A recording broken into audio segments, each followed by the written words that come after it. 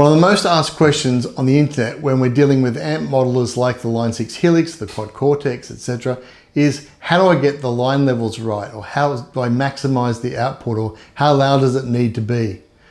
They're three questions, but they're the same thing, right? What's the best way to set up the output and the levels for my Line 6? If you're struggling with questions like these, then you're in the right spot. I'm Twisty, and in this video, we're going to look at how to get the ideal output for your modeling device, specifically the Line 6 Helix, and what the things are that will affect that. Let's have a look. The challenge of gain staging or volume leveling is not new to digital modeling devices like the Helix. This has been around since Leo Fender invented two different bass guitars, the P bass and the jazz bass, and somebody wanted to stick both of them into the same amp, and suddenly there was a misbalance in output. When we started using effects pedals, this then complicated that matter because every effect pedal we added, we had to readjust volumes. So one bass, one amp, no problem. Two basses, one amp, we start to get a bit of a problem. Multiple basses, multiple effects pedals, one amp, we've got a bigger problem. Addressing this problem in the physical world, most amp manufacturers have a drive or a gain control on their preamp section, which allows you to adjust for the input that's coming from your bass guitar, and adjust that as you change basses, you change that gain or input level. Most effects or physical effects have a volume control, which allows to do the same thing. Effects like compressors will compress or reduce the volume of the signal and often need to be turned up as a gain adjustment. Overdrive pedals tend to be quite hot and drive the amp, and they tend to be loud, and you may want to drop those down in volume. This is the same problem we have in the digital world. As we add a different block, we get a different set of gain or volume controls for each block, and each block will affect the signal incrementally as it goes along. How loud am I can be measured in decibels, measured in dB, but it also has a perceptive value of how loud you think you are based on the other things that are making noise around you. A number of things contribute to both of those. So let's first have a look at the physical decibel level, or what can contribute to making the volume physically louder. As we change basses, this also becomes a challenge. This bass has a Damasio Relentless pickup in it.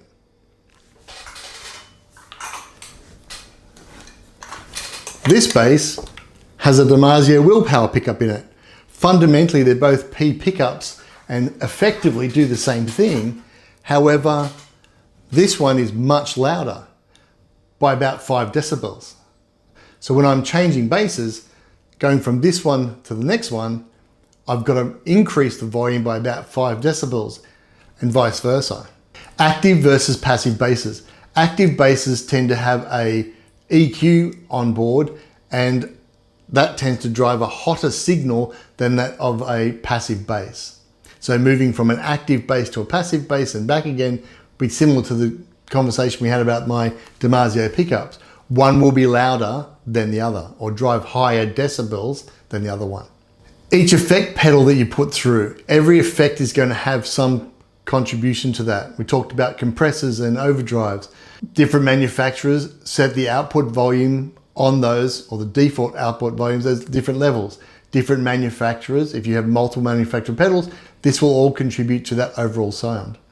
The input level that you put will drive the volume of the preamp. The hotter you drive the preamp in a valve tube amp, that will give you a nice overdrive. In a transistor or solid state amp, that will give you a really raspy clip. So again, changing amps will then also affect that. Plus the tone control, but we'll look at the tone control separately in a minute. The last one is your cab. The type of cab and the configuration and the number of drivers or speakers within that cab will also affect the volume that's coming out. Now, getting your optimal decibel levels is great, but what if you still can't hear yourself in the mix? You ever had that fight with the guitarist where you turn up a bit, then they turn up a bit, then you turn up a bit, then they turn up a bit, and then the drummer starts and everybody turns up a bit? and the singer's going, I can't hear myself. This is where perceived volume comes into play. So how you have the tone control set on your preamp, or any EQs that you have, or any other modulation effects, will also change the tone and that, or the frequency that's being output, and that frequency may not be sitting in the right spot, or may be being hidden by one of the other instruments. Another big contributor to your tone and the level that you're trying to push it to depends on the level you're listening back at. If you're listening back at a quiet volume, you'll often tend to change your tone or your volume of your output to compensate for what you're hearing. As the volume goes up on the output, that tone changes, then you have to make adjustments. This is related to the Fletcher-Munson curve, and Steve Salacci has a fantastic video, which I'll link up here, that goes into great detail about how this works and the effect that it has over you. I really recommend watching it. The best explanation I've seen on this. Now, so far we haven't really described anything different between what we would be doing on our physical rig with pedals and amps as to what we would do with the digital space inside the box. So what is the optimal output that we should be looking for? The target we're aiming at is a volume that is clear and strong enough for the front of house engineer or the recording engineer, depending whether you're playing live or recording, to have enough good, clean signal that they can boost without having additional white noise coming through the bottom end of it. If you don't give a strong enough signal, then as they push the volume up, it'll have a lot of noise in the background that they'll then have to try and filter out if they can. Giving them too much volume means that they don't have enough leeway to lower your volume or fit you better in the mix as they need to. So we want to try and get an optimal spot. So what is optimal? This headroom we're trying to create is the distance between the peak volume or the maximum volume that you're playing, let's say that's -6 decibels, and the absolute peak of the desk, which is usually set to 0 dB. So the headroom in this example would be -6 to 0. This is like the distance between your head and the roof, and when you walk into a room, there's enough to comfortably walk in, move around, but also enough room that in case a spider jumps down in front of you, sorry about that, you can jump up and not bang your head. Similar concept. Where'd that spider go? If you're in the physical world, this also relates to the clip level. If you're using a transistor or a solid state amp like I have with the MarkBass, there's a clip light on that.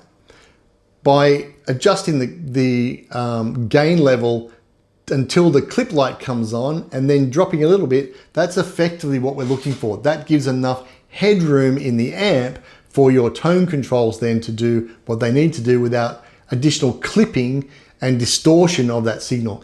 This is the same thing we're trying to do, but we're trying to give that to the mixer. Now in the Helix platform, each block has 2 volume controls.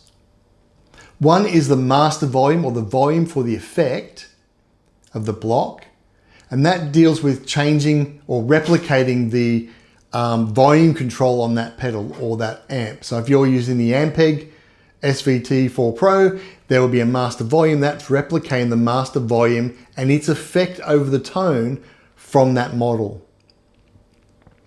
And then there's also a channel volume, which is purely the volume that you're sending out as a signal to that effect's signal path. That has no effect over the tone. It's just a volume, and that's the one we're going to look at adjusting. Now, Jason Sadites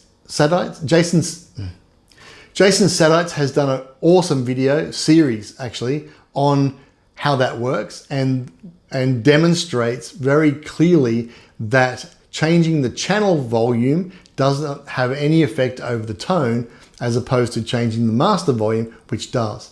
Check out his video series here. So between him and Steve, they've got some great explanations on why this is the case.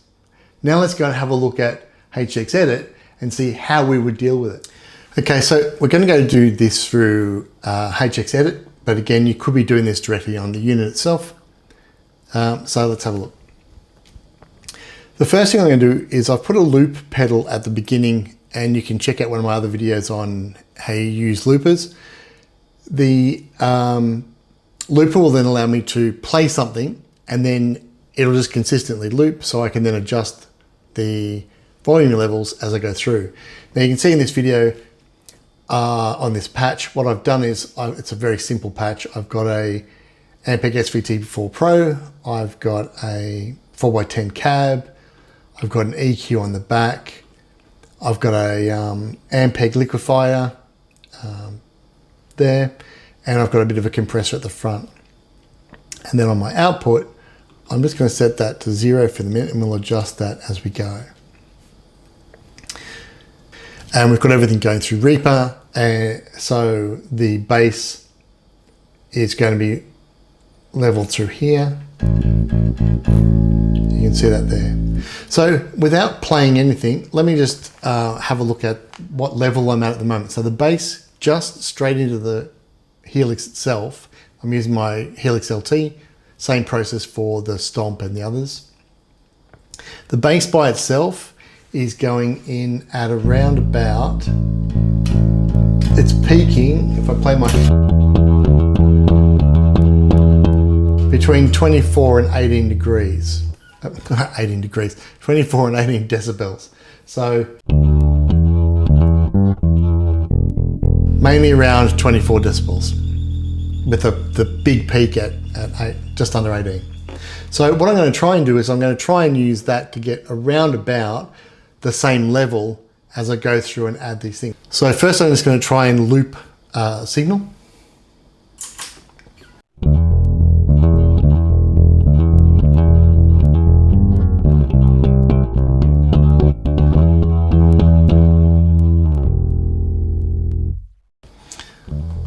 Right, so that's playing through, and you can see again, it's playing through at 24 decibels.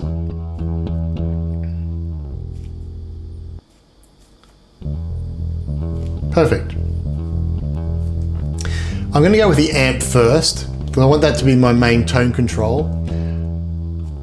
Now I've got my amp set already, and now all I'm going to do is play with the channel volume of this to make sure it sounds. So if I kick this in, so it's still around the 24.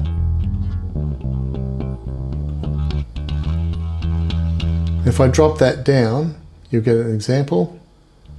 So it's dropped it right down to minus 40 dB. And if I put it all the way up,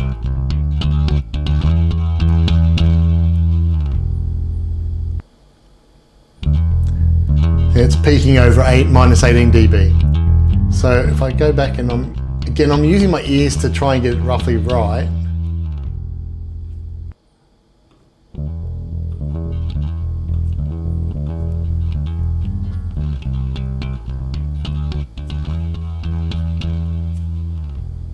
Let's do another loop.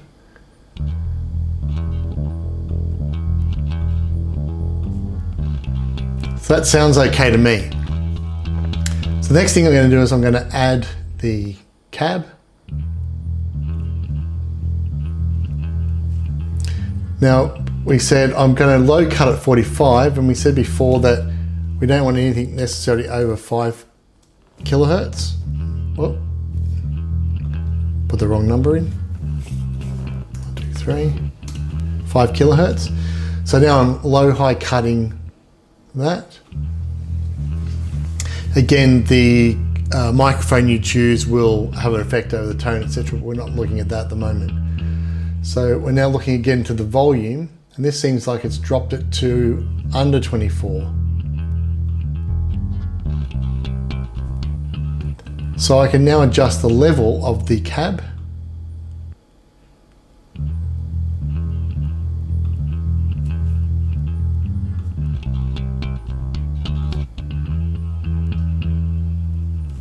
So it's about minus 24 again, ish.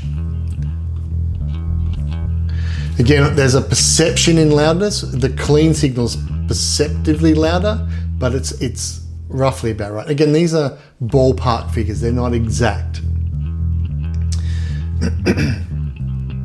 Now the next most common pedal that you would have would be the compressor. So I'm going to try the compressor at the beginning.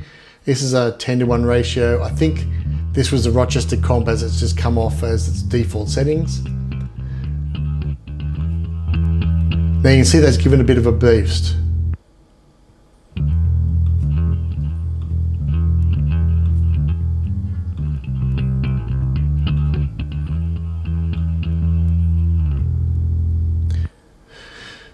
So I'm going to adjust that gain. Again, I'm using the level. With the compressor, I can actually change that by the gain itself because I might be wanting to reduce the gain, but I like to have the compressor push the amp a little bit. It helps with that drivey sound. So I'm going to leave the gain where it is and just adjust the level of the compressor.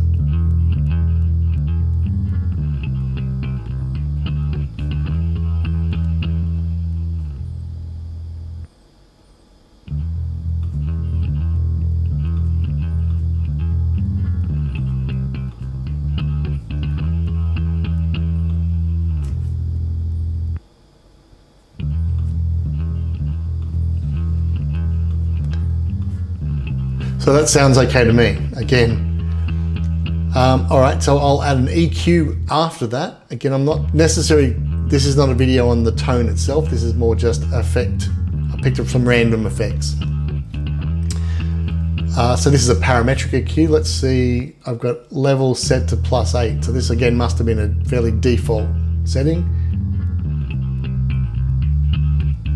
It's pushed it a little bit.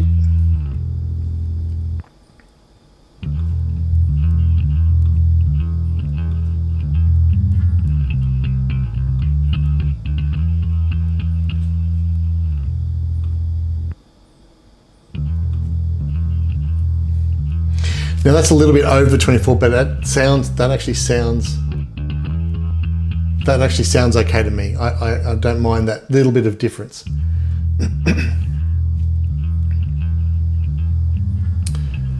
So the last one on the thing is a modulation effect. So again, I've got a level here set at 0 dB.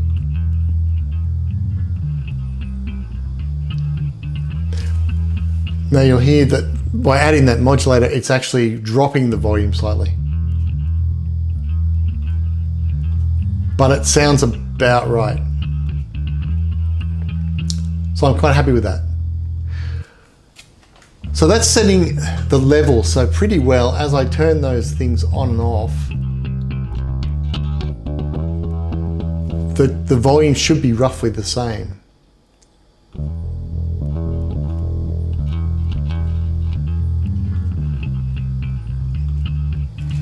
So again, I just have to reiterate, I'm using the decibel levels coming through the door as a guide, but I'm using my ears to hear how it sounds. I might want a little bit hotter, I might not want it a bit hotter. So now I've got a level signal. Now I've picked -24 because that was the same level that my bass was playing through. You might want to set it at a higher level or a lower level, but I found that that means it's fairly consistent across the board. And if I do that with every bass, with every preset, I've got a good starting point. Remember, this is a starting point, not the end point. So now we're looking for the output. So what you're looking for is your peak to be at around about no higher than -6 decibels. So it should be around here, around -6 decibels. And we want to be looking at around an average volume of -12. So the way I'm going to deal with that is I'm going to use the output of the Helix. So this is like putting the master volume on your amp up, or is it adding some gain at the mixing desk, but I'm giving it gain before it gets to the desk so that there's enough signal. Remember, we talked about headroom for the bass. So on the output, I'm going to start raising that until it gets to around about -12.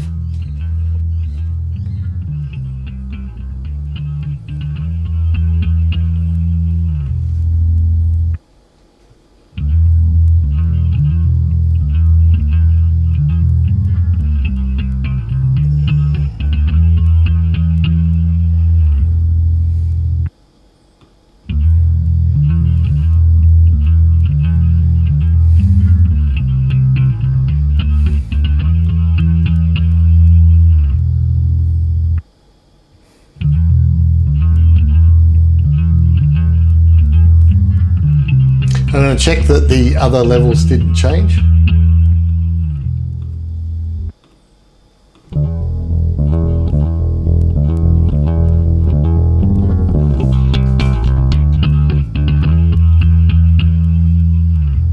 Okay, so all of the effects on,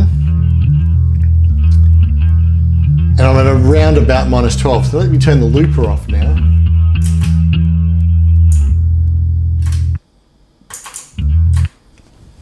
Turning the looper off is harder than I thought. So let me play a little bit to see if that's made any difference from when I'm playing. Now, I don't want the red peak light to come on anywhere near here. And so as I'm playing through, I'm going to play it what I'm hoping is going to be a stage volume on the bass and see how that comes out. And again, I'm looking for it to peak no higher than -6.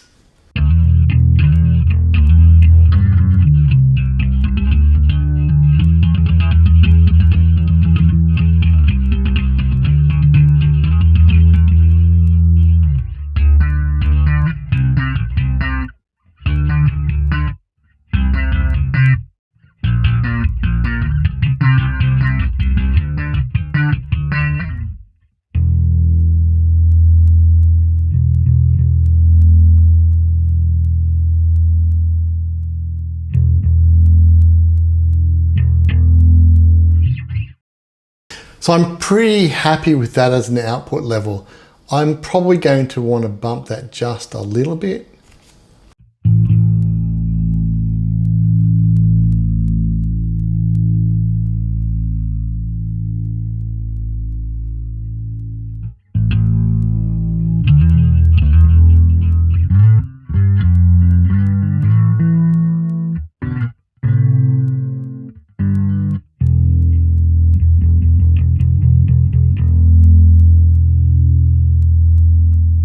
So there you go, I've got more than -10, less than -6. It's not always around the -12, but it's sort of around that -12. This means the signal I'm going to be able to give to the front of house desk or the recording engineer, he's got between -12 and 0 to play with that and push some gain through the faders, etc.